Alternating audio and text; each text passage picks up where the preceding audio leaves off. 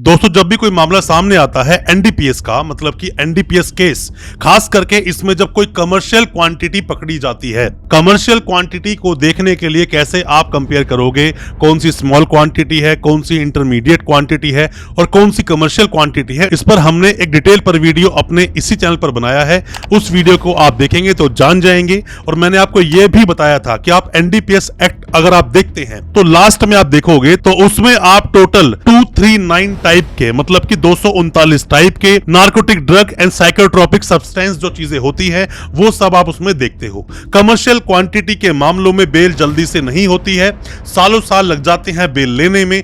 ऐसा ही एक मामला जब हमारे सामने आया, जिस मामले को हमने फाइट किया, जिसमें हमने देखा कि उसमें 900 ग्राम हेरोइन सामने वाले से पकड़ी गई थी, मतलब कि जो हमारा एक्यूज था उससे 900 ग्राम हेरोइन मिली थी। कमर्शियल क्वांटिटी से भी कई ज्यादा क्वांटिटी में ये चीज उसके पास से मिली। दोस्तों आप जब एनडीपीएस एक्ट, जो एनडीपीएस एक्ट है हमारा, the narcotic drug and psychotropic substance act 1985 का जो एक्ट है, उसमें जब आप टोटल लिस्ट देखते हो, जो मैंने आपको बताई कि 239 टोटल लिस्ट है किस किस तरह के नशीले पदार्थ मिलते हैं, उसमें आप 56वें नंबर पे देखोगे तो यहां पर आपको देखने को मिलता है कि मिनिमम क्वांटिटी है 5 ग्राम और जो कमर्शियल क्वांटिटी है, मतलब कि स्मॉल क्वांटिटी 5 ग्राम होती है और कमर्शियल क्वांटिटी होती है 250 ग्राम। तो ऐसे में ही जो हमने केस फाइट किया 900 ग्राम जिसमें हेरोइन मिली थी, उसके बारे में आज मैं बताऊंगा अपने इस वीडियो के माध्यम से। काफी कुछ जानकारी आपको मिलेगी अपने केस को फाइट करने में, कैसे आप बेल लेंगे और भी बहुत सारी चीजें आज हम डिस्कस करेंगे अपने इस वीडियो के माध्यम से। ज्यादा कुछ जानने के लिए एनडीपीएस केस में 900 ग्राम क्वांटिटी मिलने के बाद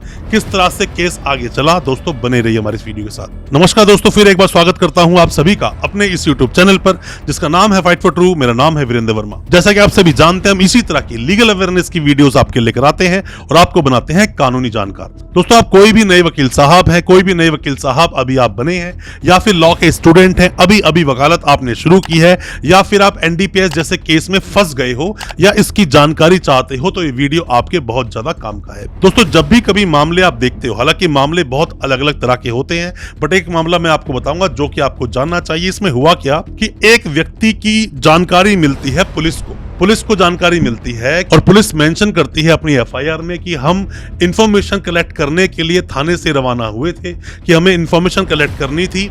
और जैसे ही हम लोग चले तो वहां पर हमें हमारे एक मुखबिर ने इंफॉर्मेशन दी कि यहाँ पर एक व्यक्ति आएगा जिसके पास हेरोइन है, हेरोइन वो सप्लाई करता है, फुटकर में भी लोगों को वो देता है। ऐसे में उसको अगर सर्च किया जाए तो उसके पास से हेरोइन बड़ी मात्रा में मिल सकती है। दोस्तों यहाँ पर कुछ प्रोविजन सामने आ जाते हैं जैसे ऐसा मामला होता है। अब वो कौन कौन से प्रोविजंस हैं इसके बारे में आपको जानना चाहिए। सबसे पहला दोस्तों प्रोविजन होता है, जब भी किसी भी व्यक्ति की तलाशी लेना चाहती है पुलिस, तो पुलिस सबसे पहले उस व्यक्ति को 50 का नोटिस देगी। जो एनडीपीएस सेक्शन जो 50 बोलता है कि उसमें किसी भी व्यक्ति की अगर तलाशी आप ले रहे हो, आपको इंफॉर्मेशन है कि उसके पास कोई भी कॉन्ट्राबैंड मिल सकता है, मतलब कोई भी नशीला पदार्थ मिल सकता है, तो ऐसे में आप सेक्शन 50 का एक नोटिस जरूर देंगे।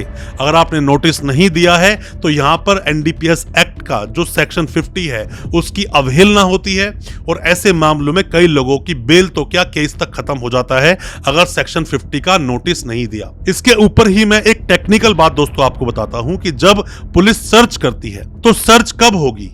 ऑब्वियसली बात है सेक्शन 50 का नोटिस देने के बाद, और सर्च हुआ और सर्च में जो सर्च मेमो बनाती है पुलिस, उस सर्च मेमो में सेक्शन 50 के नोटिस का जिक्र नहीं है, तो इसका मतलब आपको सेक्शन 50 का नोटिस दिया ही नहीं गया। आपको जो सर्च मेमो है वो जरूर देखना है, बहुत अच्छे से देखना है, क्योंकि सर्च तभी कर सकती है पुलिस जब आपको सेक्शन 50 का नोटिस दिया गया होगा।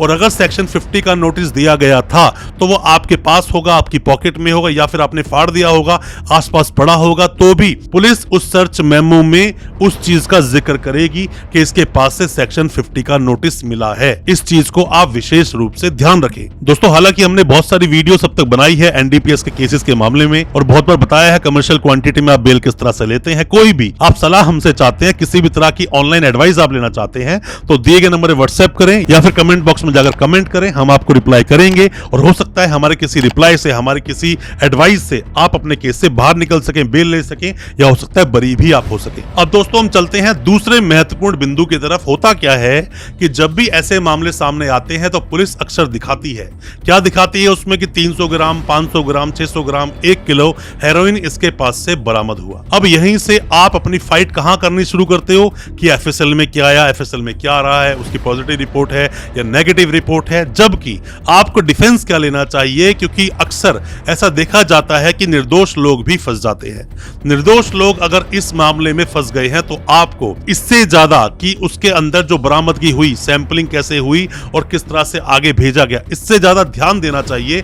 ग्राउंड्स ये बनाने चाहिए कि आपके पास से तो कोई रिकवरी हुई ही नहीं, कोई रिकवरी हुई ही नहीं। इसके लिए आपको बहुत सारे डिफेंस तैयार करने पड़ेंगे। जैसे कि मान लीजिए कोई इंसान कहीं पर आकर खड़ा हुआ, उसके पास से बरामदगी हुई, तो वो सामान हो सकता है कि किसी को देने के लिए आया हो सकता है नहीं, वो किसी को सामान देने आया ही होगा, तो उसके फोन में देने वाले को, जिसको देने आया है, उसकी हिस्ट्री भी मिलेगी और जिससे उसने वो माल रिसीव किया उसकी हिस्ट्री भी मिलेगी। और अगर ऐसी हिस्ट्री नहीं मिलती है तो ऐसे में भी मामला डाइसी होता है, मामला डाउटफुल होता है, मामले पर डाउट करना चाहिए। तो आपको इस चीज का ध्यान रखना चाहिए, ना कि एफएसएल के पीछे पड़ जाना चाहिए। एफएसएल तो पॉजिटिव ही आएगी, अगर हेरोइन पकड़ी गई है तो हेरोइन का हेरोइन ही आएगा।